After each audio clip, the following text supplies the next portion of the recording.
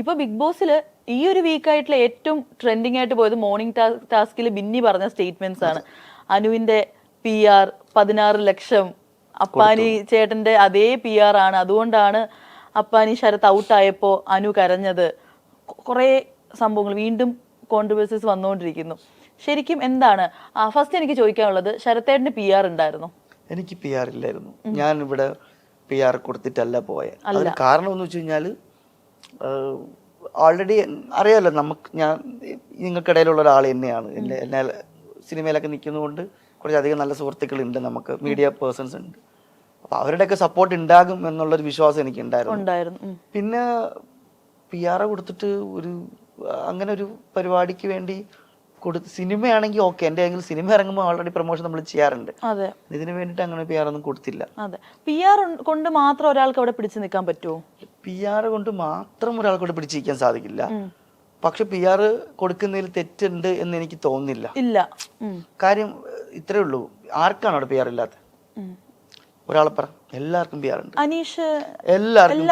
എല്ലാവർക്കും PR ഉണ്ട്. ഞാൻ ചോദിക്കട്ടെ, ഞാൻ അവിടെ മത്സരിക്കാൻ പോയപ്പോ എന്നെ ഇഷ്ടപ്പെടുന്ന ആൾക്കാരുണ്ടാവും, എന്റെ സുഹൃത്തുക്കൾ ഉണ്ടാവും, ഞാൻ പറഞ്ഞല്ലോ, ഞാൻ ഇൻഡസ്ട്രിയിൽ വന്നതിന് ശേഷമുള്ള എന്റെ മീഡിയ സുഹൃത്തുക്കൾ ഉണ്ടാവും, എന്റെ ഫാമിലി. ഇവരെല്ലാരും നിൽക്കുന്ന എന്തിനാണ്? എന്നെ ജയിപ്പിക്കുക, എനിക്ക് വോട്ട് കിട്ടുക, അല്ലെങ്കിൽ അകത്ത് നടക്കുന്ന കണ്ടന്റുകൾ കുറച്ചുകൂടി ജനങ്ങളുടെ ഇടയിലേക്ക് എത്തിക്കുക. അപ്പൊ ഇത് ചെയ്യുന്ന എല്ലാരും ഇത് ചെയ്യുന്നുണ്ട്. അതൊരു PR സൈഡ് തന്നെയാണ് അത് എല്ലാ അർത്ഥത്തിലും.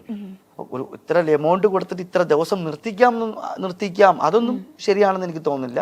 പക്ഷെ അകത്ത് നല്ല രീതിക്ക് പെർഫോം ചെയ്യുകയാണെങ്കിൽ അകത്തുള്ള പെർഫോമൻസ് കുറച്ചും കൂടി ജനങ്ങളുടെ ഇടയിലേക്ക് എത്തിക്കാനായിട്ട് അവരുടേതായ രീതിയിൽ PR ചെയ്യുന്നതിൽ എനിക്ക് അതെ. അല്ലാതെ ആൾക്കാർ ചെയ്യുന്നുണ്ടല്ലോ, ബിഗ് ബോസ് മാത്രമല്ല, പുറത്തും ആർട്ടിസ്റ്റുകളാണെങ്കിലും കലാപരമായി നിൽക്കുന്ന എല്ലാ ആൾക്കാരും അവരവരുടെ പ്രോഡക്റ്റുകൾ ജനങ്ങൾക്കിടയിൽ എത്തിക്കാനായിട്ട് ചെയ്യുന്നുണ്ടല്ലോ. ഈ ബിഗ് ബോസിൽ വരുമ്പോഴത്തേക്ക് ഈ PR ഏറ്റവും എനിക്ക് നെഗറ്റീവായിട്ട് പേഴ്സണലി ഫീൽ ചെയ്തത്, ഒരു കണ്ടസ്റ്റന്റിന്റെ PR മറ്റ് കണ്ടസ്റ്റൻസിനെ, അവിടെയാണ് പ്രശ്നം. ഇത് നേരത്തെ പറഞ്ഞില്ലേ, PR ഇല്ലാതെയും അവർക്ക് PR സപ്പോർട്ടോട് കൂടി അതിന്റെ അകത്ത് നിൽക്കാൻ പറ്റുമോ എന്ന് ചോദിച്ചില്ലേ. അവിടെ ഒരു കാര്യം എന്ന് വെച്ച് കഴിഞ്ഞാല്, ഇപ്പം PR മാത്രം കൊണ്ട് അല്ലാതെ അവിടെ എന്തെങ്കിലുമൊക്കെ ചെയ്യണം. ഇത് ഇത്രയും വലിയൊരു പ്ലാറ്റ്ഫോമിൽ എത്തിയിട്ട് എനിക്ക് ഇത്രയും PR ഉണ്ട്, അതുകൊണ്ട് ഞാൻ ഇങ്ങനെയൊക്കെ നടന്നാൽ മതി, ഇങ്ങനെയൊക്കെ ചെയ്താൽ മതി, ഞാൻ നിന്നോളും എന്നുള്ള ധാരണ മാറണം. അതാണ് പ്രോബ്ലം. ഞാൻ ഇങ്ങനെ പലതും കണ്ടിട്ടുണ്ട്.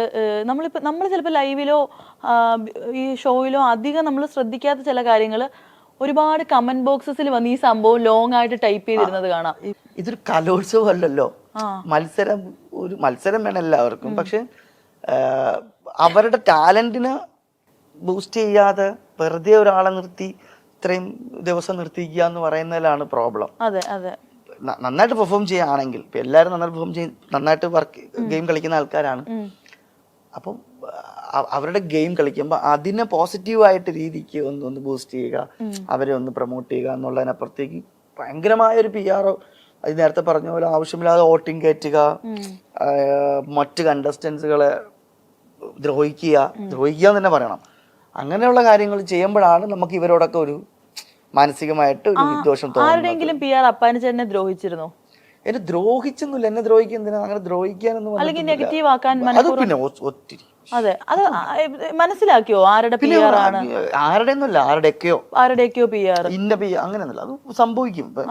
ഞാൻ ഔട്ടായി പുറത്ത് വന്നതിന് ശേഷം എന്റെ ഫാമിലി ആണെങ്കിലും എന്റെ കൂടെ നിൽക്കുന്നവരൊക്കെ എന്നോട് ഒരുപാട് കാര്യങ്ങൾ ചൂണ്ടിക്കാണിച്ചു.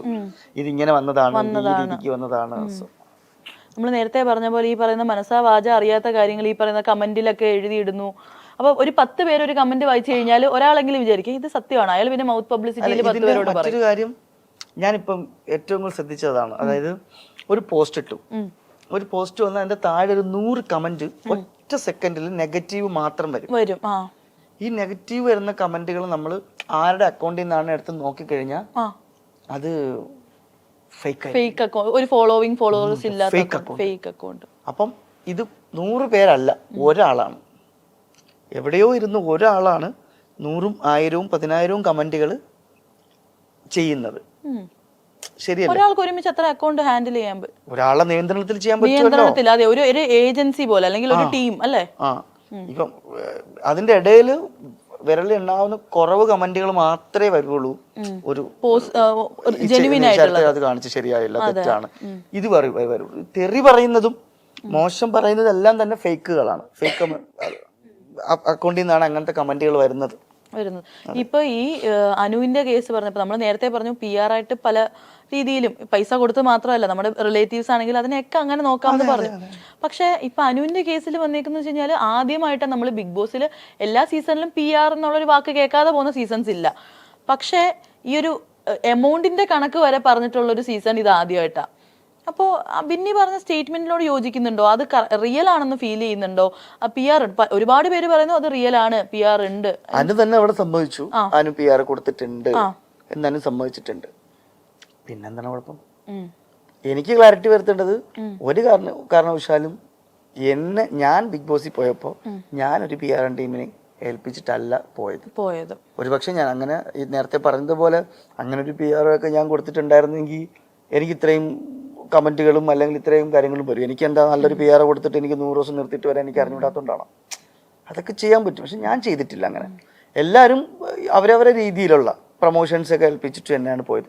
ഞാൻ ചെയ്തിട്ടില്ല എന്നല്ല, ഞാൻ ചെയ്തു. എന്താണ്, എൻ്റെ എന്തെങ്കിലും നല്ല കണ്ടന്റുകളൊക്കെ വരുമ്പോൾ എൻ്റെ അക്കൗണ്ടിൽ ഇടണം, എൻ്റെ സോഷ്യൽ മീഡിയയിലൊക്കെ സജീവമായിട്ട് നിൽക്കണം. അത്ര മാത്രമേ നമ്മളെ ഭാഗത്ത് ഉണ്ടായിട്ടുള്ളൂ.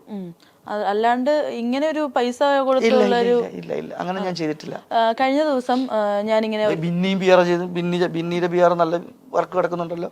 നമ്മൾ ഈ കഴിഞ്ഞ ദിവസം ഞാൻ ഇങ്ങനെ ഒരു വീഡിയോ ഉണ്ട്, നമ്മുടെ സിജോയുടെ ഒരു വീഡിയോ ആയിരുന്നു. ഒരാളെ ഇങ്ങനെ നിർത്തിയിട്ട് പറഞ്ഞു, ദേ ഇതാണ് അനുമോളുടെ PR, കഴിഞ്ഞ തവണത്തെ ജിൻഡോയുടെ PR ആയിരുന്നു. കണ്ടിരുന്നോ അങ്ങനെ ഒരു വീഡിയോ? അങ്ങനെ ഒരു സ്റ്റേറ്റ്മെന്റ്, അങ്ങനെ എന്തെങ്കിലും ന്യൂസ് അറിഞ്ഞിട്ടുണ്ടായിരുന്നോ? ന്യൂസ് അറിഞ്ഞു, ഞാൻ വീഡിയോ കണ്ടില്ല. അങ്ങനെ ജിൻഡോയുടെ പ്രൊമോഷൻ ചെയ്യുന്ന അല്ലെങ്കിൽ കഴിഞ്ഞ ഇതിൽ വിന്നറായ ജിൻഡോയുടെ പ്രൊമോഷൻ ചെയ്യുന്ന ആളാണ് അനുവിനെ പ്രൊമോഷൻ ചെയ്യുന്നതെന്ന് ഒരു വാർത്തയും കണ്ടു. പക്ഷെ വളരെ ക്ലാരിറ്റിയോട് കൂടി ഒന്നും അറിയില്ല അതിനെ കുറിച്ച്. അപ്പൊ അനുചേട്ടന്റെ ഒരു ഫൈനൽ സ്റ്റേറ്റ്മെന്റ് എന്ന് പറഞ്ഞാൽ PR ചെയ്യാം, പക്ഷെ മറ്റുള്ള കണ്ടസ്റ്റന്റ്സിനെ PR ചെയ്തോ. നമ്മൾ ഒരു വലിയൊരു റിയാലിറ്റി ഷോയിലേക്ക് പോവാണ്. അപ്പം നമ്മളുടെ ഒരു എന്താ നമ്മളുടെ ഗെയിമുകളാണെങ്കിലും നമ്മൾ സംസാരിക്കുന്നതൊക്കെ PR ചെയ്യാം, നല്ല രീതിക്ക് പ്രൊമോഷൻ ചെയ്യാം. പക്ഷേ അത് ആ മത്സരിക്കുന്ന കണ്ടസ്റ്റന്റിനെ പോലെ നശിപ്പിക്കുന്ന പോലെ ആയിരിക്കാൻ പാടില്ല, ഒരിക്കലും ആവരുത്. ശരിയല്ലേ? ഈ പണ്ട് ഈ മത്സരിക്കാൻ വേണ്ടി സ്കൂൾ മത്സരത്തിന് പോകുമ്പം ഒന്നും അറിഞ്ഞില്ലെങ്കിലും അടിച്ച് നമ്മളെ സ്റ്റേജിൽ കയറ്റുന്ന ഒരു രീതി ഉണ്ടല്ലോ, അതായിരിക്കാൻ പാടില്ല. അവർ ചെയ്യുന്നതിനെ ഒന്ന് പുഷ് ചെയ്ത് കൊടുക്കുക, സപ്പോർട്ട് ചെയ്യുക എന്നുള്ള അപ്പുറത്തേക്ക് മറ്റ് കണ്ടസ്റ്റന്റുകൾ അവരുടെ ഫാമിലി പോയി പറയുക, അവരെ കുറിച്ച് മോശം പറയുക, അവരെ കുറിച്ച് ഇങ്ങനെ തെറ്റായ രീതിയിൽ ചിത്രീകരിക്കുക, അതിലോട്ടൊന്നും എനിക്ക് വലിയ താല്പര്യമില്ല. പക്ഷെ എന്ന് കരുതി ബിഗ് ബോസിൽ മത്സരിക്കാൻ പോകുന്ന കണ്ടസ്റ്റന്റുകൾ മാന്യമായ രീതിയിൽ പുറത്ത് അവരുടെ കണ്ടന്റുകൾ വെളിയിൽ നല്ല രീതിക്ക് എത്താനായിട്ട് പ്രൊമോഷൻ ചെയ്യുന്നതിൽ തെറ്റില്ല.